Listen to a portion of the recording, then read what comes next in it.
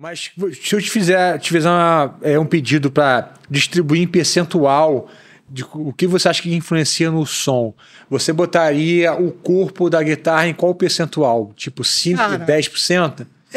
Eu botaria em 15%. Eu botaria o braço em 50%. O braço 50%, É. captação... Captação nos outros 30%. Bom, a ponte, eu acho que ela é mais que o corpo. Então, eu acho que uma ponte transforma mais o som do que o corpo. Então a gente vai ter que dar menos percentual pro corpo aí. Vai ter que diminuir o corpo. Mas não que eu não ache o corpo importante, volto a dizer. Mas eu acho que a captação, tanto que hoje em dia tu vê, os caras montam um pau elétrico, botam o captador e o cara te mostra que o som não muda muito. Sim. Não, tem testes aí, né, disso. Mas é isso, eu acho assim, quem faz esses testes, eu duvido que o cara tenha pegado, eu senti diferença em cada corpo que eu troquei, mesmo que eu mantesse a mesma ponte. Né? Mas é todo o conjunto, é o peso. Às vezes o peso leve é melhor, mas se a mão é pesada, é melhor o corpo mais pesado. Porque é o equilíbrio do instrumento. Então tem tudo assim. Por isso que a Fender é tão boa. A Fender, ela é o que pensou em tudo. Ela tem um contour body, o braço não pesa, o chifre é comprido. Ela tem uma ergonometria ali que... Puta que pariu. Aquilo é... Mesmo o Léo Fender, depois que saiu também. Daí veio aquela, né? A outra, aquela que o Van Halen usava também, né? Que usou um extrato também, mas depois... PV, né? Mas aí fizeram o modelo dele, mas era a Fender Music Man, né? A Music Man depois... Não deixa de ser uma evolução da Fender.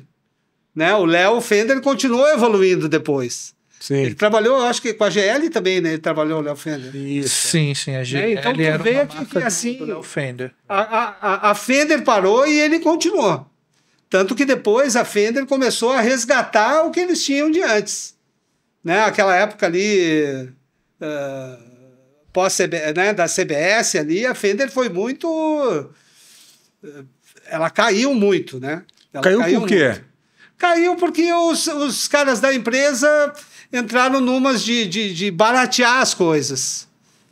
Né? Aí mudou a empresa, cresceu, eles saíram lá de Fullerton, né? Que era a fábrica que tinha original.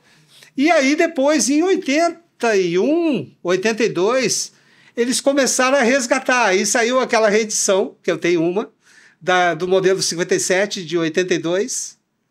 E também saiu a reedição do 62, no mesmo ano, em 82. E aí a Fender retomou aquela herança, eles foram até para a fábrica da Fullerton de novo, usando lotes de madeira daquela época. Então eu tenho uma extrato dessa aí, da reedição da 57, que era do Caneca. Se eu não me engano, a CBS ela era uma empresa televisiva que comprou a Fender e você tinha as guitarras pré-CBS e pós-CBS. A parte do pós-CBS foi porque, se eu não me engano, posso estar errado, os funcionários se juntaram para comprar novamente a marca da CBS porque a qualidade caiu tanto. Exatamente. Porque eles faziam as guitarras, os instrumentos todos num esquema de linha de produção sem nenhum controle de qualidade. Então era muito normal você pegar uma Fender americana lenta.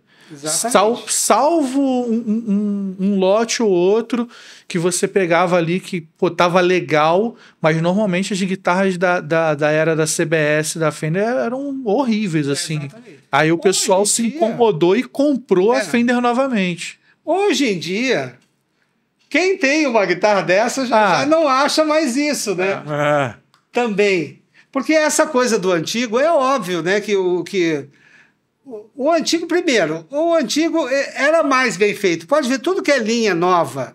Se tu pegar a primeira linha de um lançamento, sempre é a melhor. Porque é onde os caras vão, assim, se tu pegar a George Benson, a primeira George Benson era inacreditável, porque era o lote mais especial de madeira, era tudo. Depois tu acaba não conseguindo mais, né? Sim, Eu fui... o primeiro lugar do mundo que eu saí do Brasil foi o Japão, tocando com o Djavan. Então, quando eu cheguei lá, eu visitei um templo na cidade de Kyoto, que a base desse templo são madeiras que eram pinheiros de 500 anos, de 800 anos. Então, eles tinham, sei lá, 100, cento e tantos metros de altura. E eles reconstroem a cada, sei lá, 200 ou 300 ou 500 anos, o templo tem 4.000 anos, sei lá, 3.500 anos. Eles têm que fazer de novo. Então, assim eles perpetuaram. Todos os encaixes, não tem colagem, não tem prego. É tudo encaixe. E uma estrutura montada, encostada no morro, assim. Então, aquilo é inacreditável, assim. Só que o que acontece? Eles não têm mais pinheiros com essa idade e com esse tamanho. Então, assim, provavelmente um dia, a não ser né, hoje eu acho que eles já devem estar plantando, prevendo para daqui a 300 anos ter uma árvore ainda com 500 anos, né? É a mesma coisa que acontecia com o violino Stradivarius. Pô, tu tinha pinheiros ali que, além dele ser antigo, ele ainda era com um pinheiro muito antigo. Então isso já não tem mais. Então você acha que, né? Por exemplo, você pega uma PRS, tem Private Stock, né? Que é o estoque privado lá do Paul. Tem essa coisa assim, você acha que isso é muito mais fetiche do que necessariamente vai influenciar no som do instrumento? Não, eu acho que toda madeira muito seca e muito antiga, ela vai ser muito sonora. O Swamp Ash era uma madeira que antigamente só colocava em guitarra vagabunda. Por quê? Porque era uma madeira quase podre, né? Uma madeira que viveu embaixo d'água, que tu tira e ela vira uma rolha. Ela não tem peso, né? O Swamp Ash. Hoje em dia, o Swamp Ash é a madeira mais cara. Por quê? Porque ela é muito sonora, exatamente por não ter tanta massa. Então, é relativo isso, né? Tu ter sei lá, um ash denso pra caramba, pesado, tem um puta som. Mas o ash mais leve, podre, também tem um puta som. Sem contar o lado leve, que hoje em dia muita gente leva isso em consideração. Então, uma madeira que era execrada no começo do século, hoje em dia ela é tipo picanha. Picanha era só o meio de outras duas carnes. Não tinha nada a ver, uma parte com osso. Mas daí ela entrou no taste ali do lance. Aí fudeu. Isso, aí hoje em dia a picanha é mais cara.